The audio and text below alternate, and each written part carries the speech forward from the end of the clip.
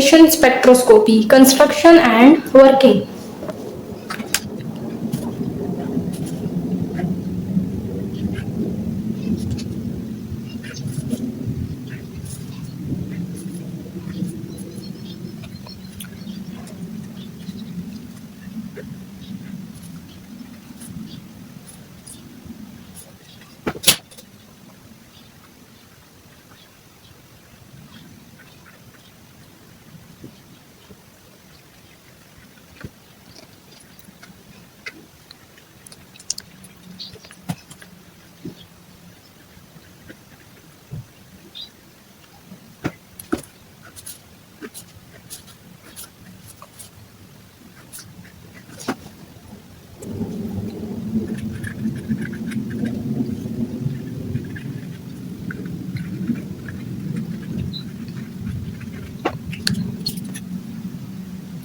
तो ये है फ्लैम एमिशन स्पेक्ट्रोमीटर। इसके बुनियादी तौर पर 4 मेन कंपोनेंट्स होते हैं। पहला कंपोनेंट है न्यूबिलाइजर, दूसरा कंपोनेंट है फ्लैम, तीसरा मोनोक्रोमेटर और चौथा डिटेक्टर। अब बारी बारी हम इन सारे चारों कंपोनेंट्स की वर्किंग पढ़ लेते हैं। यहाँ पर सैंपल सॉल्यूशन पड़ा हुआ होता है, उसको एनालाइट सॉल्यूशन भी कहा जाता है। जिस सॉल्यूशन के हमने डिटेक्ट करना है कि आया उसके अंदर पर्टिकुलर मेटल प्रेजेंट है या नहीं। तो सैंपल सॉल्यूशन को यहाँ से वेपर्स की फॉर्म में इधर इंजेक्ट किया जाएगा और यहाँ से आ रही हैं गैसेस। 2 किस्म की गैसेस हैं, एक ऑक्सीडेंट गैसेस है यानी ऑक्सीजन वगैरह, और एक फ्यूल गैसेस है। आग जलाने के लिए 3 चीजें जरूरी होती हैं, एक ऑक्सीडेंट गैसेस, एक फ्यूल गैसेस और एक हाई टेम्परेचर। तो ऑक्सीडेंट और फ्यूल गैसेस को कुछ इस तरह से एक जेट के थ्रू इंजेक्ट किया जाता है और वो जेट बनाया जाता है एक कैपिलरी ट्यूब के अक्रॉस। अब इस कैपिलरी ट्यूब के अंदर यहाँ से fine droplets of the analyte solution आएंगे। अब चूंकि ये गैसेस यानी ऑक्सीडेंट गैसेस और फ्यूल गैसेस हाई प्रेशर के ऊपर यहाँ से जब इंजेक्ट करवाई जा रही हैं तो ये अपने साथ इस सैंपल सॉल्यूशन का एक फाइन मिस्ट बनाएंगे। तो ये वाला जो चैम्बर है इसके अंदर fine mist of analyte solution create हो जाएगा। इस न्यूबिलाइजर का पहला काम क्या है? To create fine mist of analyte solution. अब यहां पर है mixture of analyte, fuel gas plus oxidant gas. अब कुछ जो है एनालाइट सॉल्यूशन वो आप इसमें कंडेंस होकर वापस से लिक्विड फॉर्म में चला जाएगा, तो यहाँ पर ड्रेन के थ्रू उसको बाहर निकाल दिया जाएगा।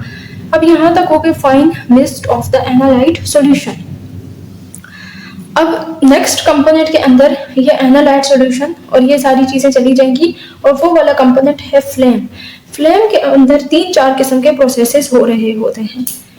पहला प्रोसेस यहाँ पर होता है डिसोल्वेशन। अब चूंकि एनालाइट के मेटल्स सॉल्यूशन में थे तो उनके इर्द गिर्द जो है सॉल्वेंट होगा। मान लेते हैं अगर सॉल्वेंट वाटर है तो ये एनालाइट का मेटल है और ये एक्वस है यानी ये गिरा हुआ है वाटर के ड्रॉपलेट्स से।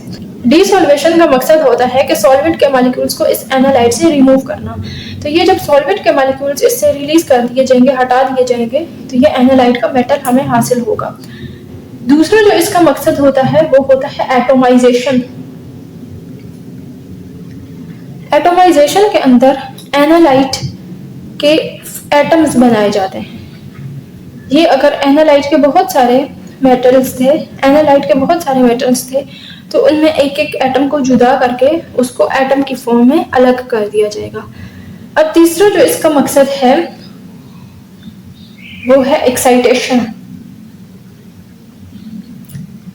एनालाइट के एटम्स को एक्साइट कर दिया जाएगा यानी उनका इलेक्ट्रॉन्स ग्राउंड स्टेट से एक्साइटेड स्टेट में लाया जाएगा तो वो एनर्जेटिक हो जाएगा। ये मेटल के ऊपर जो स्टार का साइन है ये रिप्रेजेंट कर रहा है कि इसके पास एनर्जी है।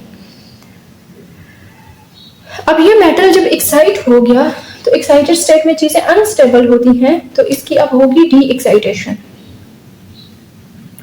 डी एक्साइटेशन में क्या होगा कि एक्साइटेड स्टेट में मेटल जो है ये कुछ एनर्जी को रिलीज करके ग्राउंड स्टेट में चला जाएगा और ये एनर्जी जो है फिर ये फ्लेम इमिट करेगी। ये जो मेटल ने एनर्जी रिलीज की थी एक्साइटेड स्टेट से डी एक्साइट होते वक्त, तो ये वाली जो फोटोन है या वेवलेंथ है ये अब आगे जाएगी, आगे इस मोनोक्रोमेटर के अंदर जाएगी। मोनोक्रोमेटर में प्रिज्म भी हो सकता है और ग्रेटिंग भी हो सकती है।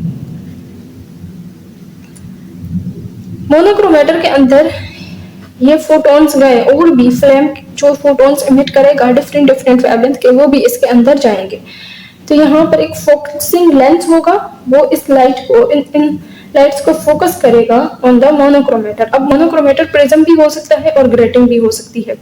ग्रेटिंग इस तरह की एक ट्रांसपेरेंट सरफेस होती है जो इधर से खुजरी होती है। अब इसके ऊपर जब लाइट पड़ेगी तो वो डिफरेंट डिफरेंट डायरेक्शन में डिफ्लेक्ट हो जाएगी, different wavelength different different directions में डिफ्लेक्ट हो जाएंगी। ये जो मोनोक्रोमेटर के अंदर ग्रेटिंग है, इससे जब डिफरेंट डिफरेंट रेडिएशंस की वेवलेंथ यहाँ पर इमिट हुई हैं तो उनको गुजारा जाएगा बैंड पास फिल्टर से।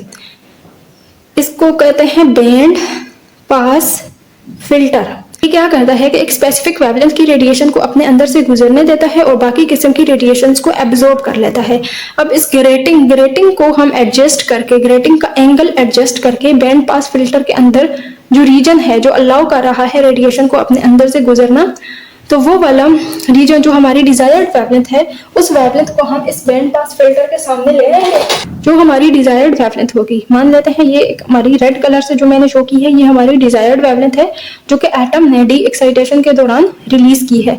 तो ये आकर इस फोकसिंग लेंस से टकराएगी, फिर इधर ग्रेटिंग से डाइफ्रैक्ट होके आएगी, तो इसको हम बैंड पास फिल्टर के सामने रखेंगे तो ये बैंड पास फिल्टर से पास आउट हो जाएगी और बाकी किस्म की रेडिएशंस जो फ्लेम की थी वो इस बैंड पास फिल्टर के अंदर एब्सॉर्ब हो जाएंगी। ये जो डिजायर्ड रेडिएशन है इसको यहाँ पर एक स्लिट से भी गुजारा जाता है।